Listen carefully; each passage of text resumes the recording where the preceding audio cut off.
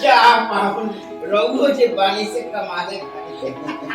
अरे तो सही तो कह रहा हूँ। अब इससे बड़का बात का हुई कि तू अपना बहन खातिर आई लौकी लेके आयल बड़ा। हाँ ए जी ई लौकी कोड़ा मत देवी समझी ना, एगो भाई की तरफ से अपन बहन खातिर सबके भेंट बा। सुनी हाँ भारी भरकम भेंट बा। अब जौन सामना में पड़ल बा ओके चाबी। हाँ चाबी जा।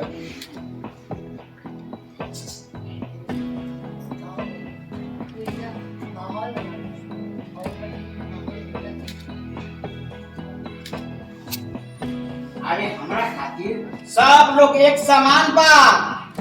हम तो यही में विश्वास करिए, सबके हाथ सबके साथ। चाबी चाबी जा। आराम से। अरे